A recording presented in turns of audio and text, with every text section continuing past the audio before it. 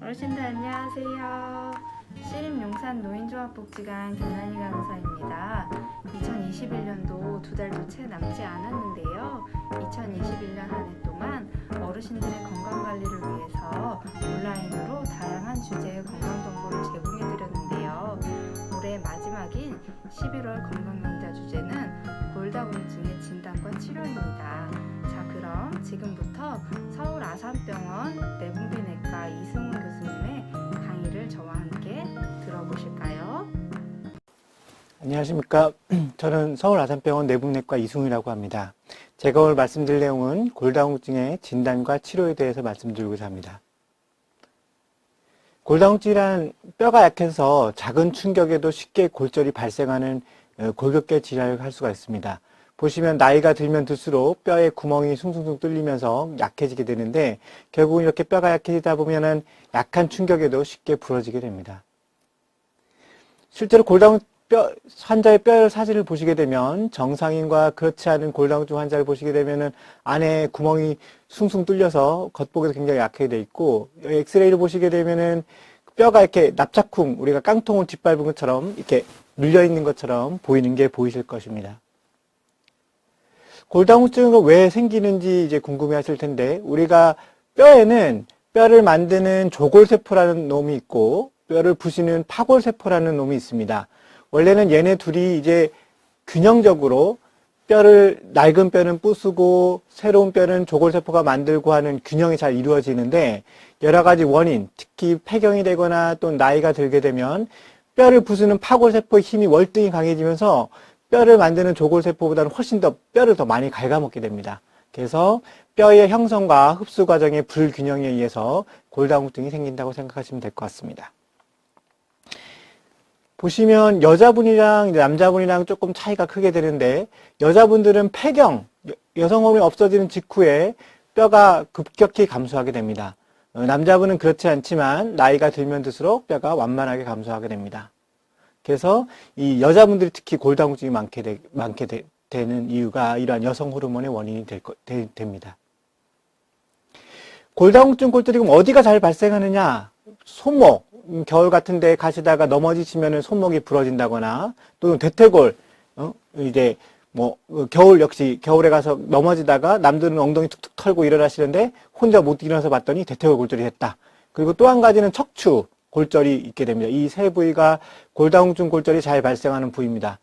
외래에서 많이 여쭤보시는데 여기 발목, 두개골, 손가락, 발가락 이거는 골다공증 골절과 관련이 있느냐? 보통 그렇진 않습니다. 그래서 골다공증 골절이 발생하는 부위, 특히 손목, 척추, 대퇴골이 뼈가 부러졌었다고 하면 아, 내가 골다공증이 있나? 이렇게 생각해 보시는 게 좋을 것 같습니다.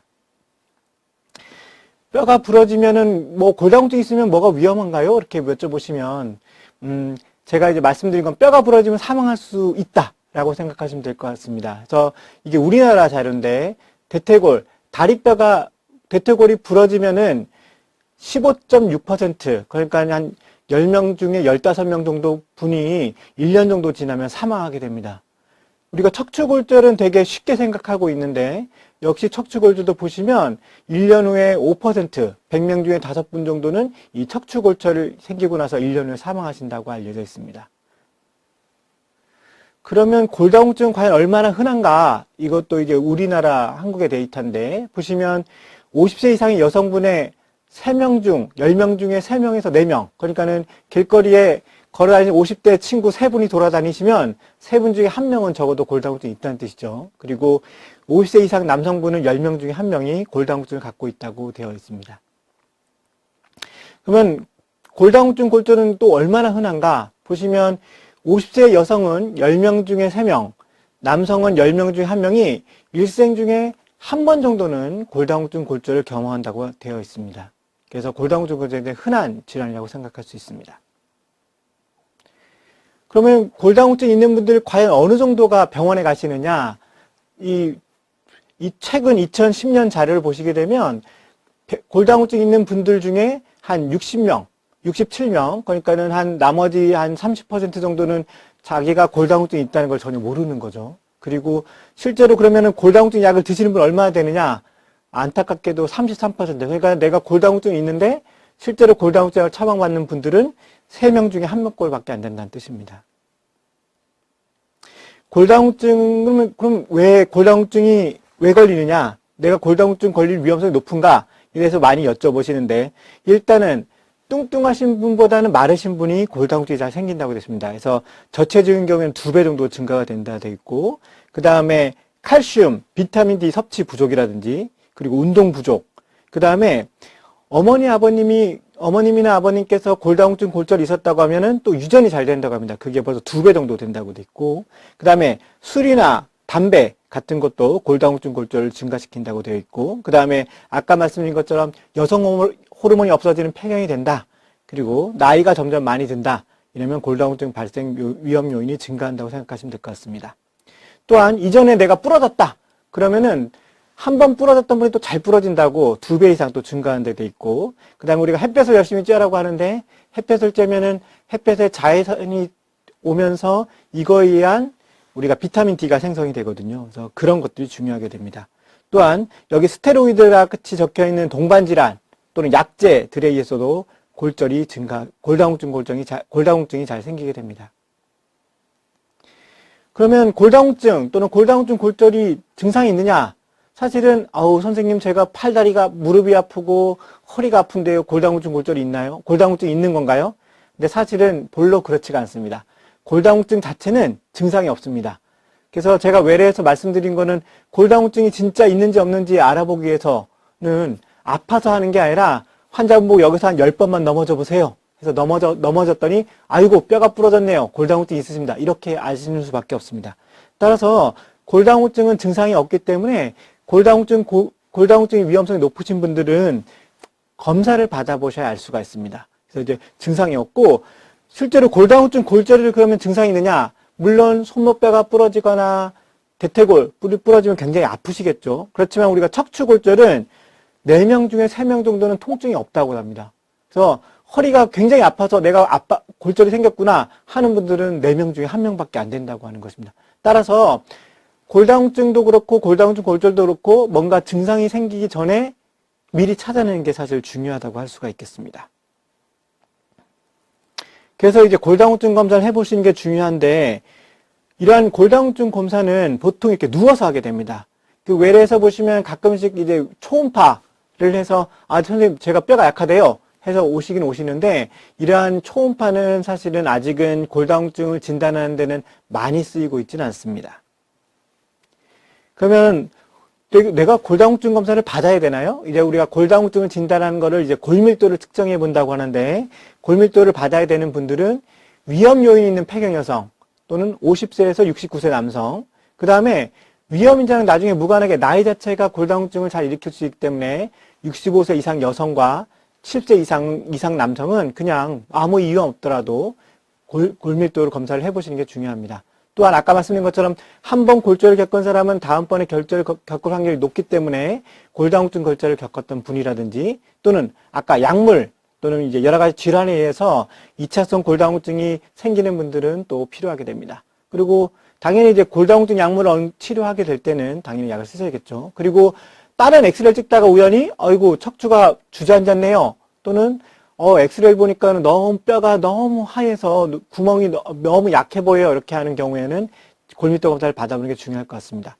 또 골다공증 치료를 받는 도중에는 약의 효과가 있는지 없는지 그리고 약을 중단했을 때는 다시 나빠지지 않는지 이러한 분들도 골밀도 검사를 받아보셔야 됩니다. 자, 그럼 골다공증을 진단하면 내가 도대체 뼈가 얼마나 약한가를 보는 거를 우리가 어떻게 보느냐? 그래서 보통 의사들은 T값을 본다고 해요. T값.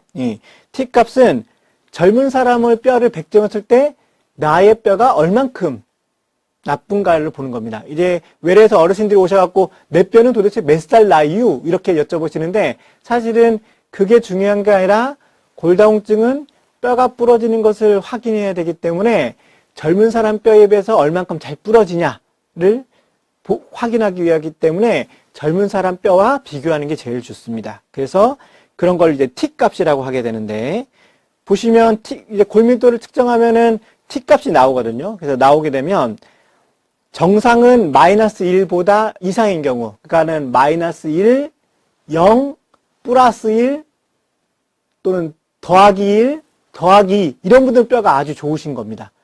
골 감소증은 마이너스 2.5부터 마이너스 1.0. 그래서 골밀도를 찍었는데 T값이 마이너스 1.5다. 이러면 이제 골 감소증이라고. 그러니까 골다공증 전 단계라고 할 수가 있습니다. 그리고 골다공증은 마이너스 2.5. 그래서 마이너스 3.0 또는 빼기 3.0, 빼기 4.5, 마이너스 4.5 이런 게 사실은 골다공증을 할 수가 있습니다. 그러면 심한 골다공증이 뭐냐? 심한 골다공증은 골다공증이 있는 데다가 이미 골절이 있는 경우에는 저희가 심한 골다공증이라고 할 수가 있습니다. 그래서 보면은 이제 오시면은 저희가 엑스레이도 척추 엑스레이 검사도 해보고 피도 뽑고 소변 검사도 해보는데 아유 선생님 그 골밀도 찍어서 골다공증 나오면 그냥 약 쓰면 되지 뭐하러 검사를 해요 여쭤보시는 게 많습니다. 그래서 이 혈액 검사 같은 걸 하게 되면 우리가 이제 뼈의 기본적인 어떤 영양소라고 할 수 있는 칼슘이나 인 그리고 간 기능이 나쁘거나 또는 신장 기능이 나쁘면 약을 좀 조심해서 써야 될 수도 있기 때문에 확인해보고 그 다음에 갑상선 호르몬도 사실은 뼈를 나쁘게 할 수가 있기 때문에 해보고 그 다음에 뭐 빈혈이 있다거나 여러 가지 피 검사를 해서 저희가 다른 병이 있나 없나 확인을 하고 있습니다. 또 이제 비타민 D가 아까 말씀드린 대로 중요하다고 했는데 비타민도 측정해보고 그 다음에 치료의 반응을 보기 위해서 혈액 검사를 하게 됩니다. 소변 검사는 소변에 칼슘이 간혹가다 많이 빠져나가는 분들이 있거든요. 그래서 그런 것을 확인해 보기도 합니다. 척추 엑스레이 검사는 아까 말씀드린 것처럼 4명 중에 척추 골절이 있어도 4명 중에 1명만 아프고 4명 중에 3명은 아프지가 않습니다. 그런 분들은 보통 아유 교수님 제가 옛날에 젊었을 땐 키가 165cm인데 지금은 한 160cm밖에 안 돼요 라고 하시는 분들이 많거든요.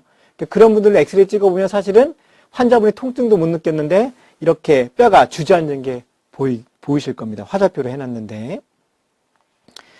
그래서 그러면 내가 앞으로 골다공증 골절이 생길 확률은 어떻게 하느냐? 그래서 이 여러 가지 여러 연구자들이 많은 자료를 모아서 골다공증 골절이 잘 생기는 사람들을 어떤 위험 인자를 찾아냈습니다. 그래서 이제 유명한 네이버 이런 포털 사이트에 FRAX라고 딱 치게 되면 이런 이제 프락스라는 홈페이지가 뜨게 됩니다. 요거 이렇게 여기 안에 한번 들어가 보시면 이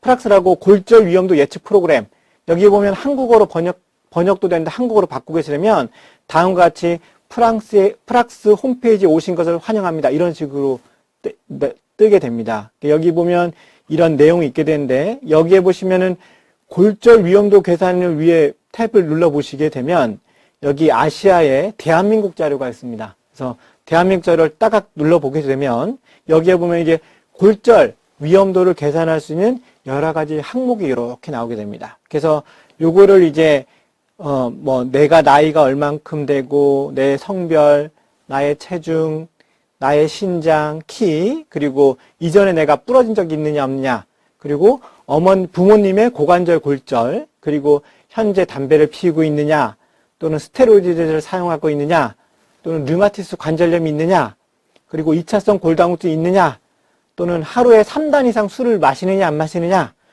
그렇게만 입력해서 여기 보시면 계산을 딱 누르시게 되면 나의 골다공증 골절의 위험도가 계산이 됩니다. 또는 골밀도를 찍으셨다고 하면 대퇴골 경부에 골밀도 값을 넣게 되면 역시 계산이 되게 됩니다.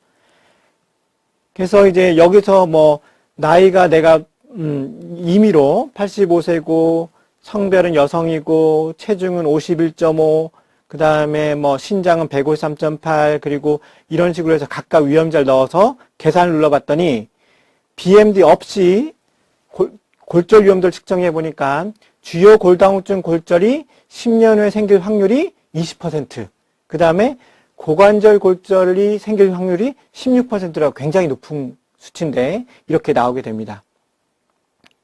또 한 가지는 아까 말씀드린 것처럼 골밀도를 찍어보면 우리가 대퇴골 경부의 골밀도를 찍어볼 수 있는데 여기 보시면 T값이 마이너스 2.4가 나왔거든요. 그래서 그거를 또 넣어서 아까랑 똑같은 분인데 마이너스 2.4를 넣게 되면 역시 여전히 높으시죠. 이제 이번 데는 BMD 결과가 있는데도 불구하고 골다공증 골절이 20%, 고관절, 대퇴골 골절이 16%로 굉장히 높게 나오게 됩니다. 자, 여기까지 보셨으니까 한번 그 환자분들, 여기 지금 보시고 있는 분들의 나한테도 골다공증 골절이 생길 확률이 얼마나 되는지 한번 인터넷에서 한번 계산을 잠깐 해보십시오. 잠깐 멈추시고. 그러면 이제, 내가 이제 골다공증 골절이 위험성이 굉장히 높은 사람이로구나. 그러면 내가 이제 골다공증 골절을 예방하기 위해서 어떻게 해야 되느냐, 그리고 치료를 어떻게 해야 되는지에 대해 말씀드리고자 합니다. 일단 음식과 운동이 굉장히 중요한데, 일반적인 치료는 칼슘과 비타민 D 섭취가 굉장히 중요합니다. 그리고 체중 부하 운동, 그 다음에 근력 강화 운동, 그 다음에 금연, 절주, 그리고 낙상 방지, 이런 게 일반적인 치료로 굉장히 중요하게 됩니다. 하나하나씩 보시게 되면 일단은 칼슘은 굉장히 뼈에는 굉장히 중요한 인자입니다. 그래서 칼슘의 권장 섭취량은 1일에 800에서 1000mg 정도를 복용하게끔 합니다. 보시면 칼슘 섭취량이 이제 우리나라 한국 분들이 보통 식사를 하시게 되면 490mg 정도를 섭취하게 된다고 합니다. 그래서 60세 이상은 특히 60% 이상이 400mg 이하로 섭취하기 때문에 하루에 적어도 우리가 800에서 1000을 먹기 위해서는 적어도 500 정도의 칼슘을 좀 더 섭취를 해야 됩니다. 그래서 그냥 예를 들어서 우리가 하루에 900mg 정도 칼슘을 먹으려고 한다고 하면 음식을 500mg, 그리고 고칼슘 우유는 보통 칼슘이 400 정도 들어있기 때문에 고칼슘 우유로 하루 한 팩 정도, 또는 음식을 500mg 정도 섭취하고 또는 칼슘 보충제를 400mg 정도 보충하는 게 하루에 900mg 정도 측정할 수가 있습니다. 드실 수가 있습니다. 그러면 칼슘이 어떤 것들이 많이 들어있느냐? 사실은 제일 외에서 많이 권유하는 건 우유입니다. 우유가 보통 한 컵, 200cc 한 팩에 칼슘이 220 정도 들어있기 때문에 일반적인 식사랑 우유 2잔 정도면 하루에 먹는 칼슘 자체를 900mg 정도 할 수가 있기 때문에 그 정도 양은 충분하게 됩니다. 다만 고칼슘 우유는 그거보다 한 2배 정도 들어있기 때문에 일반적인 식사를 하시고 나서 고칼슘 우유 하루 한 잔 또는 한 팩을 드시게 되면 900mg 정도로 역시 그 하루에 드실 수 있는 칼슘량을 유지하게 됩니다. 나머지 그 들어있는 양도 이렇게 나와 있으니까 한번 참조를 해 주십시오. 칼슘은 이제 사실은 가장 좋은 거는 그 음식으로 드시는 게 가장 좋습니다. 왜냐하면은 칼슘 보충제는 부작용이 이어져 있게 되는데 우리가 칼슘약을 먹었더니 속이 안 좋아요. 위장장애, 변비, 대부분의 이런 부작용들은 비타민 D보다는 칼슘 때문에 생기는 경우가 많습니다. 그래서 외래에서는 보통 말씀드릴 때 칼슘을 약으로 드시는 것보다는 우유를 드실 수 있으면 우유로 드십시오 라고 말씀을 드리게 됩니다. 그 다음에 신결석이나 고칼슘 요증 환자들은 물론 주의해야 되지만 많은 영양을 드시지 않으면 큰 문제가 없다고 알려져 있고, 그 다음에 뭐 뉴스에 막 나오긴 하는데 심혈관 위험성이 증가한다. 그래서 내가 선생님 이거 먹어도 되나요? 하는데 이게 심혈관 위험성이 증가하는 분들은 보통 외국 분들이거든요. 그래서 외국 분들은 잘 아시다시피 저희처럼 밥, 국 이렇게 드신 게 아니라 우유, 빵 이렇게 드시지 않습니까? 그래서 유제품 섭취가 굉장히 많기 때문에 그분들은, 저희는 아까 말씀드린 것처럼 하루에 500mg 채 드시지 않는데 그분들은 이미 식사량으로만 해도 850, 1100 드시는 분들이거든요. 근데 거기다 또 칼슘을 드시니까 너무 양이 많아지는 겁니다. 따라서 한국 분들은 워낙 드시는 칼슘량이 평상시에 적기 때문에 보충제 자체 때문에 심혈관 질환이 증가한다. 그렇지는 않다고 생각되어집니다. 비타민 D도 굉장히 중요한데 보시면 아시겠지만은 햇볕이 요즘 굉장히 세서 더군다나 요즘은 이제 마스크도 쓰고 다니기 때문에 햇볕을 별로 쬐 일이 없죠. 그리고 밖에 많이 돌아다니지 못하니까 비타민 D가 굉장히 낮다고 알려져 있습니다. 비타민 D는 이제 칼슘 흡수를 도와서 뼈를 강화시키고 또한 이제 근육 같은 거에도 비타민 D가 좀 있다고 알려져 있기 때문에 덜 넘어질 수가 있게 됩니다. 피부에서 햇볕을 쬐면 자외선이 오기 때문에 저절로 합성이 되는데, 따라서 예를 들면은 집에 햇볕이 잘 드는 집안에 있다. 유리를 통해서 받는다. 그러면 사실은 비타민 D가 생성이 안 되겠죠. 그리고 요즘은 최근에는 화장품이 너무 많이 좋아져서 자외선 차단 얼마 딱 되면은 사실은 얼굴에 조금만 바르고 사실은 옷만 입어도 사실은 비타민 D의 어떤 만들 수 있는 자외선 차단이 너무 완벽히 되기 때문에 적어도 얼굴은 자외선 차단제를 바른다 하더라도 팔, 다리 등은 약간 노출을 시켜서 비타민 D를 쬐 수 있는 비타민 D를 만들 수 있는 자외선을 쬐는 게 굉장히 좋다고 알려져 있습니다. 그 다음에 뭐 등푸른 생선에 또 음식 같은 게 있는데 그 양이 굉장히 적다고 돼 있고, 보시면 여기 뭐 대구, 간유, 연어 뭐 이런 거에 드시게 되는데 사실은 음식으로 먹으려면 굉장히 많은 영양이 필요한 상태고, 보통 하루에 800 IU를 필요한다는데 가장 좋은 거는 햇볕을 쬐는 것입니다. 그게 부족하다고 하면은 이제 먹는 약을 좀 처방을 해드린 거고요.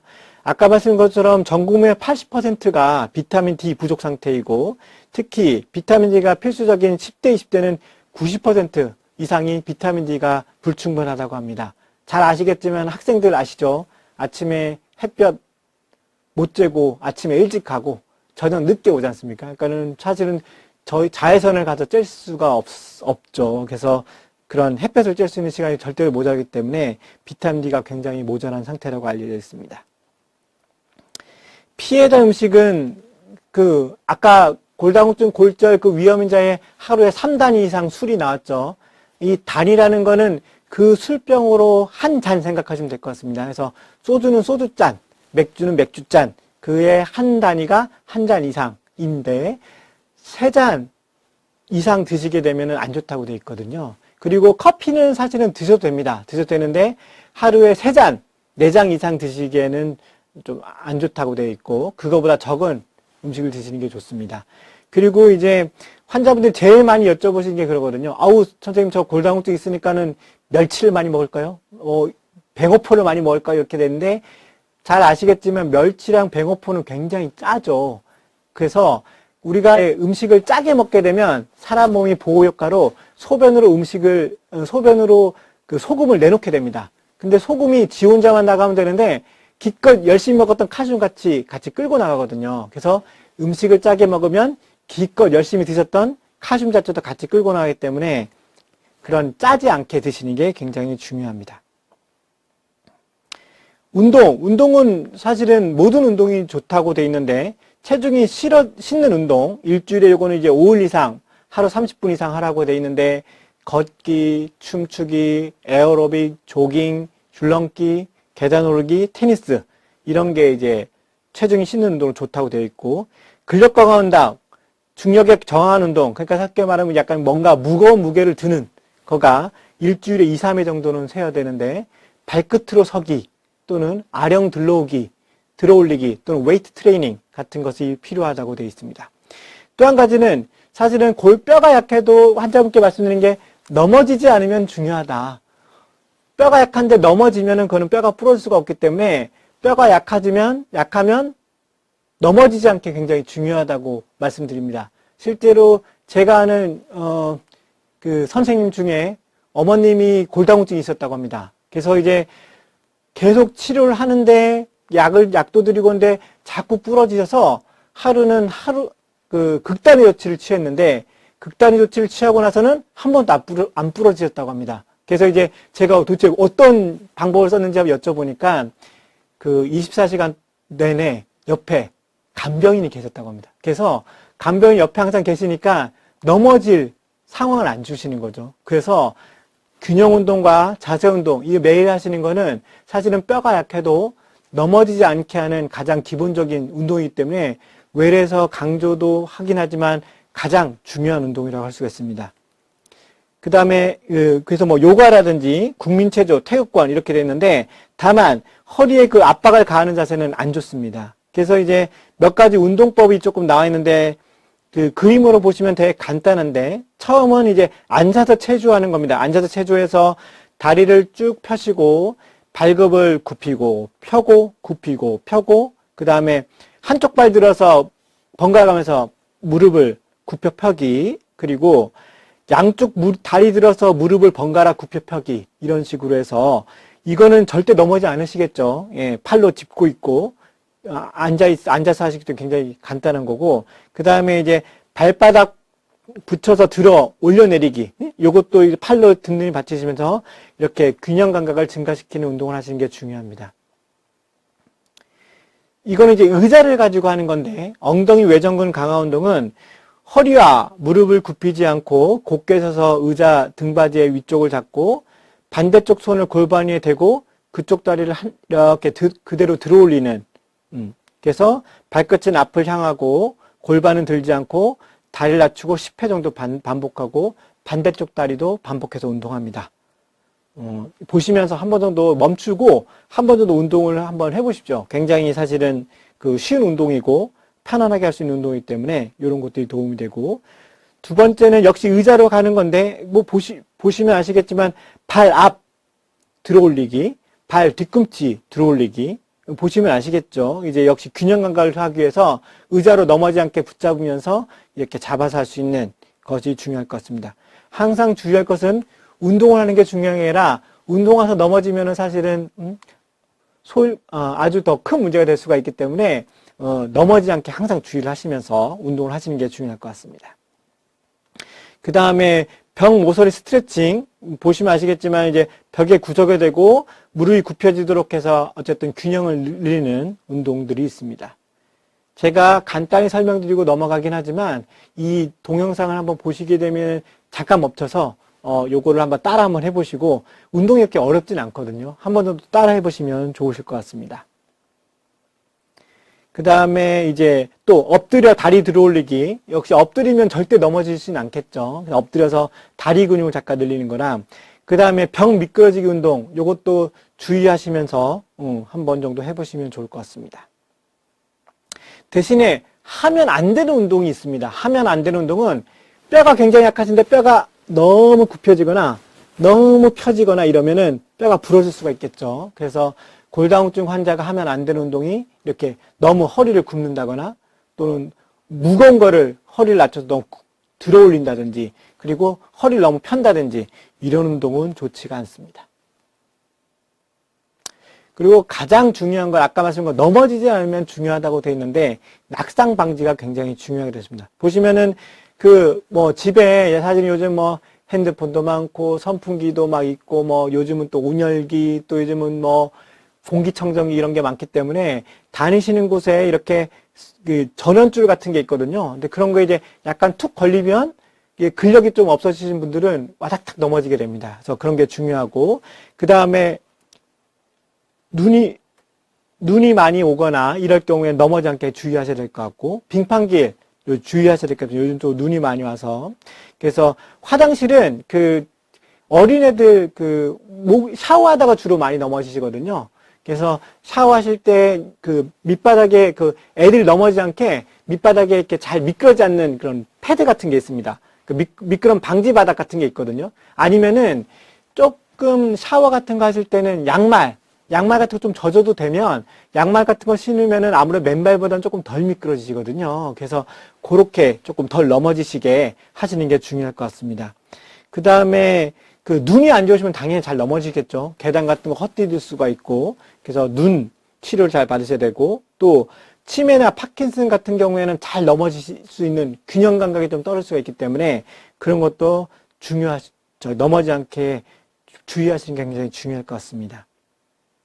그리고 밤중에 주무시다 일어설 때 주위 사람이 깰 수가 있으니까는 불 깜깜하게 하고 더듬더듬해서 가시다가 와닥탁 넘어지는 경우가 있거든요. 그래서 사실은 주무실 때 보통 이게 주무시는 근처쯤에 수면등, 그래서 이게 잠깐 눌러서 켤 수 있는 그런 불을 약간 켜셔서 넘어지지 않게 주의하시는 게 굉장히 중요할 것 같습니다. 그리고 밤늦게 무슨 약 같은 거, 또 특히 이뇨제, 이런 소변을 많이 보시는 약 같은 거를 드시게 되면 밤에 또 이런 소변 보실 수 있기 때문에, 소변을 보러 나가실 수 있기 때문에 주무시기 전에 소변 한번 보시고 잠자리에 드시는 것도 도움이 될 것 같습니다. 그래서 운동요법이랑 식이요법 하면 치료가 되는지, 사실은 물론 조금 좋아지긴 할 수 있지만 완벽히 골다공증을 완치시킬 수는 사실 없다고 되어 있습니다. 그래서 이제 골다공증 치료제가 역시 필요하게 되는데, 뼈가 약해지면 강아지게 할 수 있느냐? 보통 약제를 쓰게 되면 조금 뼈가 강해집니다. 그리고 강해지는 것도 있지만 골밀도 자체로 강해지지 않더라도 안 부러지게 할 수 있는 능력이 생기기 때문에 골다공증 치료하는 게 굉장히 중요합니다. 농담처럼 우리가 골다공증 약을 안 드시면 10번 넘어지면 10번 부러지는 거를 요즘은 약재들이 좋아서 10번 넘어지면은 그 중에 한 3번, 또 4번, 5번 정도만 부러지게 막아줄 수가 있거든요. 그래서 사실은 그런 골다공증 치료가 굉장히 중요하다고 할 수가 있겠습니다. 그래서 골다공증 치료제를 먹게 되면 뼈의 양도 증가하고 그 다음에 골다공증에 의한 골절을 최대 70%, 그러니까 아까 말씀드린 것처럼 10번 넘어지면 10번 다 부러질 거를 10번 넘어지면 한 3번 정도만 부러지게 막아줄 수가 있는 거죠. 그리고 반드시 아까 말씀드린 골다공증 예방법, 낙상 방지, 그 다음에 칼슘이랑 비타민 D 적절한 섭취, 그 다음에 운동, 이런 것들이 시행되면 훨씬 더 좋아지실 것 같습니다. 그럼 골다공증 치료제는 보통 누가, 나는 언제부터 치료해야 되느냐? 아까 말씀드린 것처럼 T값이 마이너스 2.5 이하면은 골다공증이라고 말씀드렸죠. 그런 분들은 골다공증 치료를 꼭 드시라고, 골다공증 치료를 꼭 하라고 권유되고 있습니다. 실제로 나라에서도 그거에 대한 약제는 보험으로 지금 처방을 해주고 있고요. 그 대신에 골감소증, 이게 T값이 마이너스 2.5 이상이어도 골절 위험도가 높은 경우, 예를 들면은 가족력, 어머님, 아버님께서 막 내가 잘 넘어지고 막 부러진 경력이 있었다. 아니면 내가 한번 손목이 부러진 적이 있다. 아까 말씀드린 것처럼 한 번 부러지면 다시 부러질 확률이 높기 때문에. 그리고 스테로이드 제제는 뼈가 괜찮아 보이는에도 불구하고 사실은 굉장히 약하기 때문에 잘 부러질 수가 있거든요. 그래서 스테로이드 제제를 복용하거나 또는 저체중, 아까 말씀드린 것처럼 뚱뚱하신 보다는 마르신 분이 골다공증이 잘 오고 골절이 잘 생기거든요. 그래서 저체중인 경우. 그 다음에 골다공증 골절이 있었던 경우, 아까 말씀드린 것처럼 뭐 손목이라든지 또는 대퇴골 또는 척추, 그런데 골절이 있는 분들은 약을 드시는 게 좋습니다. 그리고 계산된 골절 위험도, 아까 이제 제가 잠깐 멈춰보고 혹시나 골절 위험도 계산해 보라고 돼 있는데, 이건 뭐 정해져 있지는 않지만 10년 후에 주요한 골다공증 골절 위험도가 20% 이상인 경우나 또는 10년 후에 고관절, 대퇴골 골절 위험도가 3% 이상인 경우에는 치료를 하라고 권유하고 있습니다. 그래서 이런 게 좀 높으면 약을 먹어야 되는지에 대해서는 의사 선생님과 한번 의논해 보시면 중요할 것 같습니다. 골다공증 약에는 어떤 약이 있나요? 굉장히 많습니다. 근데 이제 두 가지 정도로 크게 나눠지는데, 뼈가 아까 말씀드린 것처럼 파골세포에 의해서 뼈가 막 부서지는 걸 막아주는, 뼈가 부서지는 부서지는 것을 막는 약이 굉장히 많이 쓰이게 됩니다. 그리고 최근에는 뼈가 만들어지는 약도, 아까 이제 뼈를 만드는 세포가 조골세포라고 하는데, 그 조골세포처럼 뼈를 만들어지게 하는 돕는 약도 있게 됩니다. 그래서 뼈가 부서지는 것을 막는 약은 여성 호르몬 유사체처럼 있어서 매일 경구 투여하는 약제가 있고, 비스포스포네이트라는 약제는 우리나라 골다공증 약제에서 제일 많이 쓰는 약제입니다. 그래서 이 약제는 매일 먹는 약, 일주일에 한 번 먹는 약, 한 달에 한 번 먹는 약, 3개월에 한 번씩 주사 맞는 약, 1년에 한 번 주사 맞는 약, 굉장히 다양하게 있습니다. 그리고 데노스마비라고 새로운 주사가 나왔는데, 이것도 6개월에 한 번 정도 주사 맞으면 됩니다. 그러니까 1년에 2번 정도 맞으면 되는 거죠. 그 다음에 뼈가 만들어진 약은 부갑선선 호르몬이라고 해서 매일 인슐린처럼 직접 주사를 맞는 방법이 있고, 또는 일주일에 한 번씩 주사 맞는 방법이 약제가 있습니다. 또 로모소주마비라고 이제 최근에 나온 약제인데, 요거는 한 달에 한 번 정도 주사하는 약제입니다. 하나하나 이제 간단히 좀 설명을 드리게 되면, 이런 약제들을 볼 때 보통 선생님 어느 게 좋아요? 뭐 먹는 게 좋아요? 주사하기 좋아요? 뭐 그런 게 사실은 많이 여쭤보시는데, 사실은 어떤 약제가 좋은지는 참 결정하기가 어렵습니다. 그래서 약제의 효과라든지 또 약들 중에 또 오래 쓰면 부작용이 있기 때문에 그 약제의 효과랑 부작용을 열심히 확인해서 결정하는 게 중요합니다. 그래서 환자분에 따라 조금 약을 이렇게 저렇게 좀 다르게 선택을 좀 하게 되는데요. 그래서 어쨌든 기본적으로는 골다공증 치료제, 그 다음에 칼슘제, 잘 안 드시는 분, 그러니까 음식으로 섭취가 부족한 분들은 칼슘제, 비타민 D, 이렇게 보통 세 종류의 조합으로 많이 쓰게 됩니다. 골다공증에 한 아까 말씀드린 것처럼 비스포스가 골다공증 약제의 한 80%를 차지하고 돼 있고, 그 다음은 이제 썸 제제라고 해서 여성 호르몬 유사체라는 약이 있습니다. 그 다음에 HRT라는 게 여성 호르몬을 이제 폐경 증상도 완화시키면서 뼈를 좋아하게 하는 약도 쓰게 되고, 여기 이제 2%라고 이제 부갑선 호르몬, 뼈를 만드는 약이라고 했죠. 그래서 그런 약제들이 쓰이고 있습니다. 그래서 하나하나 말씀드리면 일단은 경구용 비스포네이트가 사실은 많이 쓰이는 약제입니다. 그래서 이거는 이제 경구용이기 때문에 위장장애가 생길 수가 있고, 첫 번째는 첫 번째 드실 때, 그러니까는 독감 유사 증상이 생길 수가 있습니다. 이게 한데 위장장애나 독감 유사 증상이 모든 분들에 생기느냐? 사실은 그렇지가 않습니다. 위장장애가 전혀 없는 분도 있고, 독감 유사 증상도 아무도 없는 분들도 있습니다. 근데 어떤 분은 또 심하게 올 수가 있기 때문에 위장장애가 있을 수 있는 분들은 사실은 뭐 주사약으로 좀 바꿀 수가 있고요. 독감 유사 증상은 그 약간 맷집처럼 처음 드실 때는 굉장히 심하게 오다가 두 번째 먹을 때는 그래도 지난보다 조금 약한 것 같대. 세 번째, 네 번째 드실 때 보면 아, 이게 점점 약해지는 거예요. 막 이렇게 느끼시게 될 겁니다.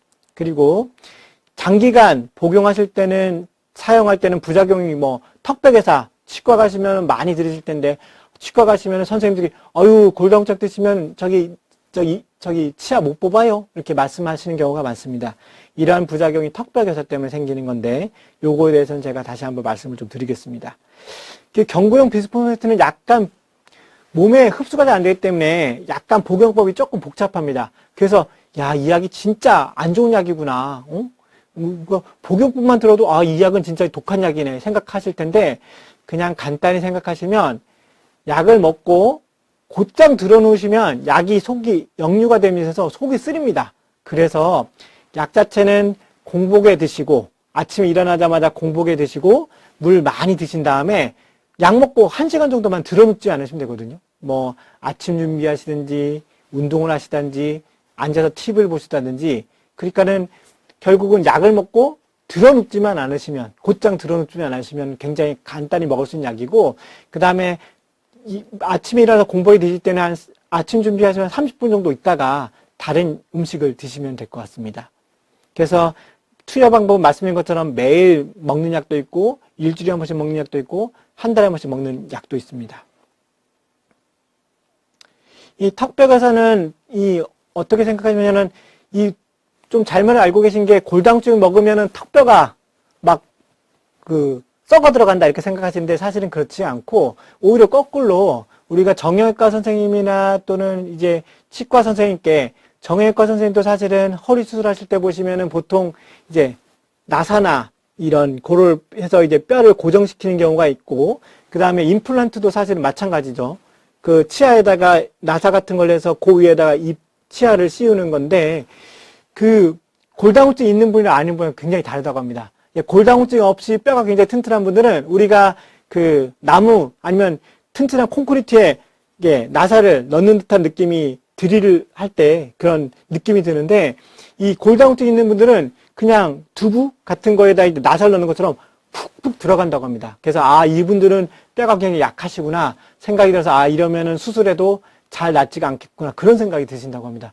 따라서 이런 골다공증이 있는 분들은 치아 자체도 안 좋을 수가 있고 또 뼈 수술하기도 안 좋을 수가 있는데 이러한 이 턱벽에서는 발치 그러니까는 그냥 치아가 안 좋아서 치아를 뽑거나 또는 임플란트 하려면은 그 남아있는 치아를 빼고 넣어야겠죠. 그래서 그런 경우에 보통은 한 8주 정도 지나면은 2달 정도 지나가면은 이제 아물어서 새 뼈가 이렇게 돋아야 되는데 그게 늦게 돋는다는 겁니다. 따라서 멀쩡한 치아가 약을 먹는다고 썩어 들어간 게 아니라 치아에서 뭔가 발치를 하고 나서 그 아무는 게 좀 오래 걸린다는 뜻이죠. 그래서 경구투여제 먹는 약을 드시는 분은 굉장히 적은 수, 주사제는 더 적은 수, 주사제도 생길 수가 있는데 굉장히 적은 수입니다. 그래서 약을 보통 4년 이상 쓴 경우에 증가하기 때문에 그래서 요즘은 이제 골다공증 치료제를 선생님 저 이제 몇 년 써야 돼요 여쭤보시는 경우가 많은데 보통 3년에서 5년도 쓰고 나서 약을 끊는다라고 한 이유가 이러한 장기간의 부작용을 예방하기 위해서 그렇게 쓰게 됩니다. 그리고 따라서 이런 턱벽옷을 예방하기 위해서 약을 비스포네이트를 쓰게 되면은 턱벽에서 위험성이 있을 수가 있고 한 번 더 치료하게 되면 아까 말씀드린 것처럼 보통 3년에서 5년도 치료하는 것이 권고가 되고 있기 때문에 치과 문제가 있다면 사실은 급한 거 없으니까 사실은 치과 치료 먼저 하고 나서 약을 시작하는 게 좋습니다. 그렇지만 이미 복용하고 있는데 치아가 나빠졌다.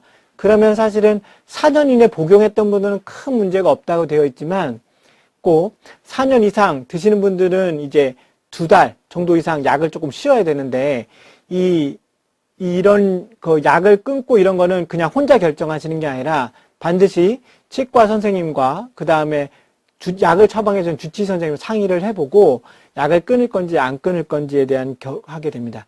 약을 끊어도 되는 경우도 있고 아니면은 그 치과 치료에 방해 안 되는 약제들이 나중에 이제 설명드릴 텐데 그런 약제를 좀 써야 되는 경우도 있기 때문에 그 혼자 결정하지 마시고 치과 선생님 얘기를 들으시면 반드시 그 약을 처방해준 선생님과 반드시 의논해 보시길 바랍니다. 턱뼈과사가 발생한 경우에는 사실은 약물을 중지해야겠죠. 비스포닌 주사제는 사실은 뭐 3개월 하면 주사가 있고 1년은 주사가 있습니다. 그러면 이제 많이 여쭤보시는 게 이건 먹는 게 나아요? 주사가 나아요? 근데 효과는 비슷하다고 되어 있습니다. 그래서 사실은 뭐 아까 말씀드린 것처럼 위장관 부작용이 너무 심하거나 또는 이제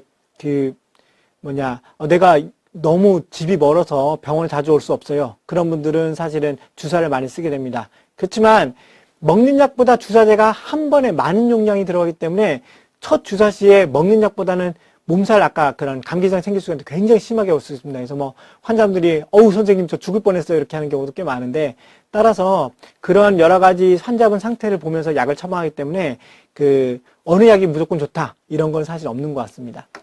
그러면 어떤 환자한테 쓰느냐? 당연히 위나 어떤 위장관 수술 받았던 분들은 약을 삼키고 그걸 넘기는 게 어렵겠죠. 이제 그런 분들은 사실은 할 수가 있고 다른 질환으로 약이 지금 내가 아침에 먹을 게 10개인데 일주일에 한 번씩 11개씩 먹어야 돼요? 이렇게 하시는 분들도 이제 주사를 좀 써볼 수가 있고 아까 말씀드린 것처럼 매번 나오려면은 뭐 어디서 굉장히 먼 거리에서 배를 타고 또 비행기 타고 오시는 분들 같은 경우에는 이렇게 쓸 수가 있고 또 환자분이 저는 먹는 약보다는 주사제가 먹는 약은 자꾸 까먹어서 안 될 것 같아요. 주사제가 훨씬 안 까먹고 병원에서 맞는 게 좋아요 하는 경우 이런 환자분이 선호하는 경우에는 주사제를 쓸 수가 있습니다. 얼마나 오래 치료해야 되느냐 사실은 환자분마다 조금 좀 다릅니다. 왜냐하면 당연히 뼈가 조금 나쁘신 분들이 있고 많이 나쁘신 분들이 있고 많이 나빠서 막 부러지는 분들이 있고 이런 분들에 따라서 약을 쓰는 거는 굉장히 다릅니다. 그래서 보통 3년에서 5년 정도를 쓰게 되고 5년 이상 치료할 경우에는 조금 환자분 상태 봐가면서 그리고 1년에 한 번 정도 아까 제가 골밀도 검사를 꼭 해봐야 된다고 했죠. 그래서 검사를 해서 약을 계속 써야 되는지 안 써야 되는지 확인해 보는 게 중요합니다. 최근에는 좀 저희가 굉장히 어려운 게 아까 말씀드린 건 치과 문제 때문에 그냥 골다공증 드시는 분들이 대부분 다 안 드시고 오신다고 돼 있거든요. 그래서 저희 의사 선생님들도 보면은 1만 분의 1 확률 때문에 노인 골절이 방치되고 있다 해서 막 저희가 막 스트레스 많이 받고 있는데 이게 나라만이 아닌 것 같습니다. 외국 이거 캐나다의 자료인데 캐나다에서 오죽하면 이런 자료를 냈는데 여기 보시면 이제 이 골다공증 골절이 생길 확률이 이렇게 많고 그 다음에 그 교통사고 또는 살인자가 와서 나를 총 쏴서 죽일 확률이 사실은 치과 치료받다가 문제가 생길 확률이랑 거의 비슷하게 돼 있거든요. 그래서 이렇게 그 골다공증 골절이 생길 위험성이 굉장히 높은데도 불구하고 정말 띄엄띄엄 생기는 예를 들면 내가 길거리 가다가 살인자한테 죽을 확률 또는 아주 심한 교통사고 날 경우 그럴 경우를 염려해서 약을 안 드신다. 이렇게 해서 이런 약간 통탄해야 하는 그 자료가 나오고 있어서 사실은 이런 자료는 우리나라뿐만 아니라 외국도 마찬가지인 것 같습니다. 그래서 항상 약을 드시는 거에 대한 부작용에 대해서는 의사 선생님이 나는 고민하고 많이 하고 있기 때문에 그냥 무작정 내가 이거 어디 들어보니 친구가 무슨 턱뼈가 썩어 들어간다. 그래서 나 약 안 먹을래. 그렇게 하시진 않으시는 게 굉장히 중요할 것 같습니다. 그 다음에 이제 여성 호르몬들이 이제 유사체가 많이 쓰게 되는데 이 티볼론이라는 약은 있습니다. 이 약은 이제 매일 식후에 복용한 약인데 이거는 이제 좋은 점이 뭐냐면 유방이나 우리가 보통 여성 호르몬을 쓰게 되면 유방암 위험성이 높다고 되어 있는데 유방암 위험성은 그렇게 높이지 않으면서 또 한 가지는 이제 우리가 폐경이 되면 어떻습니까? 질이 건조해지면서 가렵기도 하고 또는 이제 폐경 증상이 나타나면서 얼굴 확 달아오르고 또 밤에 땀이 나고 이런 것들이 있는데 이런 티볼론을 드시게 되면 이런 증상이 개선된다고 되어 있습니다. 근데 이제 부작용 같은 경우는 아까 말씀드린 것처럼 이제 다시 선생님 저 월경하는 것 같아요. 다시 시작한 것 같아요. 것처럼 질주가 약간 있게 되고 뭐 이런 게 좀 있게 됩니다.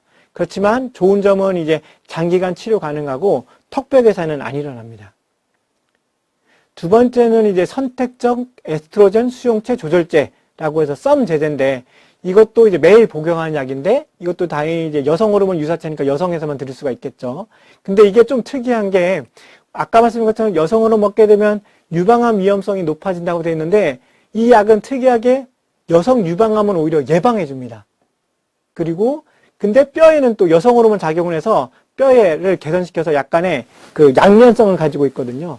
근데 단점은 뭐냐면 그 여성 호르몬 유방암을 일으키지 않게 하기 때문에 어떤 그 유방암을 예방하는 좋은 효과는 있지만 갱년기증이 없던 분들이 이 약을 드시면서 갑자기 막 갱년기증이 확 선생님 얼굴 막 달아올라요 이렇게 하는 경우도 있고 또 한 가지는 경련이 좀 일어나는 경우가 있습니다. 그래서 이런 약제를 드실 때는 초기에 조금 드셔보시고 부작용했으면 아우 나 이거 부작용했으니까 약 못 먹어 이렇게 하시는 게 아니라 선생님과 반드시 의논해 보시면서 약을 조금씩 변화하시면 좋을 것 같습니다. 그리고 이 장기간 치료 가능하며 이 약제도 턱뼈 괴사는 걱정하실 건 없습니다. 데노스맵이 이제 최근에 나온 약제인데 6개월에 한 번 정도 맞는 주사입니다. 이 주사는 그 보통 지금 우리가 그 드시거나 또는 주사를 맞는 비스포스포네이트라는 약제보다는 훨씬 더 조금 더 효과가 좋기 때문에 그 골다공증이 심한 환자라든지 또는 우리가 콩팥이 안 좋은, 콩팥 기능이 안 좋은 분들은 이 골다공증 약제를 함부로 쓸 수가 어려운데 이 약제는 콩팥이 좀 안 좋아서 쓸 수가 있는 약제입니다. 그 부작용으로는 충분한 칼슘이랑 비타민 D 같은 거를 안 쓰게 되면은 칼슘이 너무 떨어져서 막 손이 경련이 일어나고 이런 경우도 좀 있게 되고요. 그 다음에 이거는 이제 턱뼈 괴사는 있을 수가 있습니다. 그리고 가장 중요한 건 이 데노스맵은 6개월에 한 번씩 맞는 거기 때문에 이 사실은 골다공증을 맞아보신 거나 또는 골다공증 약제를 드셔보시면 아시겠지만 약제를 먹으나 안 먹으나 뭐 내 몸 컨디션에 별다른 문제가 없거든요. 사실은 골다공증 약제도 사실은 그래서 많이들 안 드시는데 비스포스포네이트라는 약제도 사실은 데노스맵이라는 주사도 맞으면 뭔가 달라지느냐? 잘 모릅니다. 그냥 맞고 나중에 골밑도 찍어봤더니 1년 전에 골밑도 찍어봤더니 아유 선생님이 많이 좋아지셨네요 이렇게 얘기하시는데 사실은 내가 이걸 맞는다고 해서 안 맞는다고 해서 뭔가 달라지는 게 아니거든요. 당뇨약이나 고혈압약 같은 경우는 어떻습니까? 약을 안 드시게 되면은 당이 오른다든지 또는 혈압이 막 오르는데 이 골다공증은 사실은 약을 먹어도 잘 모르겠고 약을 안 먹어도 잘 모르겠고 그래서 사실은 그거를 실험해보기 위해서는 약을 먹기 전에 한 10번 넘어져서 몇 개 부러지나 보고 사실은 약을 열심히 먹어보고 10번 넘어서 몇 개 부러지나 사실은 그렇게 해봐야 알 수가 있는데 사실은 그럴 수가 없지 않습니까? 그래서 이 6개월 간격으로 정확한 간격으로 맞는 게 중요한 건데 데노스맵 같은 경우에는 맞다가 안 맞아버리면 뼈가 휘리릭 나빠져 버립니다. 그래서 오히려 골절이 더 생길 수가 있기 때문에 6개월 간격으로 정확한 간격으로 맞는 게 중요합니다. 요즘은 이제 코로나 때문에 굉장히 6개월 간격으로 오시는 게 어려운 경우가 있거든요. 그러니까 6개월 있다 오셔야 되는데 하필이면 그때 막 그 코로나 굉장히 상태가 심해지면서 아우 내가 한 3개월 늦게 갈까? 유스에서 3개월 있다 왔는데 그때 보니까 엑스레이 찍어 보니까는 이제 막 골절이 생기거나 그럴 수가 있기 때문에 이 주사를 맞게 되면 6개월에 한 번씩 되도록이면 6개월에 한두 달 정도는 상관이 없지만 되도록이면 그 주사 기수를 꼭 주기를 맞춰서 맞아야 되는 약제입니다. 꼭 주의하셔야 됩니다. 부갑상선 호르몬제는 아까 말씀드린 것처럼 이거는 이제 뼈를 만드는 주사죠. 그래서 이게 사실은 매일 주사를 맞거나 인슐린처럼 또는 주 1회 병원 가서 주사를 맞으셔야 됩니다.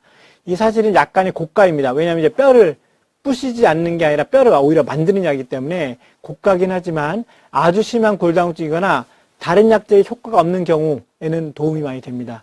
그래서 이 약제도 주사를 맞을 때는 뼈가 좋아집니다. 근데 끊으면 휘리릭 약효가 없어지기 때문에 주사를 맞고 뼈가 좋아진 다음에는 다른 약제를 써야 그 뼈가 좋아진 뼈가 유지가 됩니다.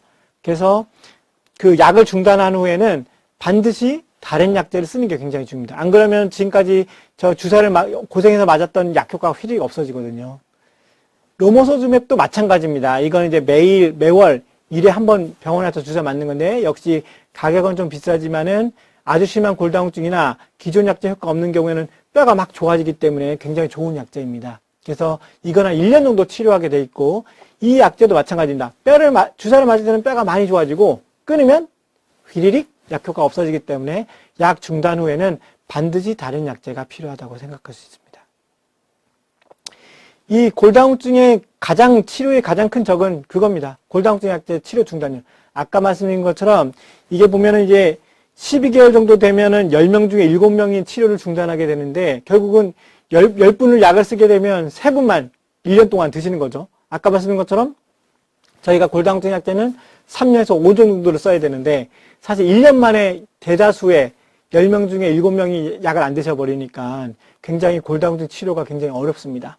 그래서 아까 말씀드린 것처럼 이 골다공증 치료제가 사실은 우리가 고지혈증, 콜레스테롤 약이랑 굉장히 비슷한데, 사실은 당뇨나 고혈압인 경우에는 약을 안 드시면 어떻습니까? 막 혈압도 오르고, 아우, 당뇨도 막 오르고 막 난리네. 아우, 나 약 먹어야겠다. 이렇게 되는데, 사실은 콜레스테롤, 이런 골다공증 치료는 약을 먹어도 별로 뭐 상관이 없고, 약을 안 먹어도 별로 몸에 어떤 변화가 없거든요. 다만 콜레스테롤은 우리가 조절을 안 하게 되면은 나중에 중풍이나 심장질환이 생길 수가 있고, 이러한 골다공증은 압박골절, 골다공증 골절이 생길 수가 있기 때문에 반드시 이러한 골다공증 치료를 게을리하지 마시고 선생님이 어느 정도 드실 때까지, 사실은 한국은 굉장히 우리나라는 좋은 여건이 있는 게 1년에 한 번 정도 골밀도 검사를 약을 먹고 있는 경우에는 찍어보라고 권유하고 있고, 그거에 맞춰서 약을 보험으로 하고 있기 때문에 꾸준히 검사를 하실 수가 있거든요. 그래서 약을 먹어보고 어느 정도까지 약을 드실지는 반드시 지금 약을 주시는 선생님, 주치의 선생님이랑 의논해 보고 약을 꼬박꼬박 잘 드시고, 그러니까 한 번 드시면 보통 1년 정도 드신다고 생각합니다. 1년 정도 치료를 쭉 받은 다음에 골밀도 찍어봐서 좋아졌어요. 아니면은 좋아졌는데 조금 더 치료해야겠어요. 이런 거에 따라서 치료를 선생님 말씀대로 중단하든지 또는 계속하든지 그런 게 중요하다고 할 것 같습니다. 예, 제가 이제 말씀드린 내용은 일단 다 됐고요. 예, 아무튼 많이 보시고 이 강의 중간중간에 제가 이제 멈춰서 해보시라고 한 것들은 운동, 특히, 그리고 내가 골다공증 골절 위험도가 얼마나 높은지 한 번 정도 해보시면, 해보시고 만약 높다고 하면은 병원에 가셔서 골밀도 검사 좀 받아보시고, 그 다음에 아까 말씀드렸던 운동 자체는 사실은 꼭 골다공증이 있지 않더라도 뼈가 약해야만 부러지는 건 아니거든요. 뼈가 조금만 약해도 넘어지면 부러질 수가 있기 때문에 그런 운동들은 한번 집에서 다 해보셔서 튼튼한 뼈를 가지고 건강하게 지내셨으면 좋겠습니다. 예, 경청해주셔서 감사합니다. 오늘 강의는 도움이 되셨나요? 자, 그럼 복습하는 의미로 퀴즈를 하나 내도록 하겠습니다. 퀴즈입니다. 골다공증 골절이 잘 발생되는 신체 부위는 대퇴골, 척추, 시옷, 미음이다. 여기서 시옷, 미음은 어느 신체 부위를 얘기할까요? 힌트입니다. 네, 그럼 정답을 아시는 어르신들께서는 댓글로 정답을 달아주세요. 골다공증 골절을 예방하기 위해서는 낙상을 굉장히 주의하셔야 합니다. 다가오는 겨울철 빙판길도 조심하시고 올 한 해 잘 마무리하시길 바랍니다. 그럼 건강한 모습으로 내년에도 다시 만나요.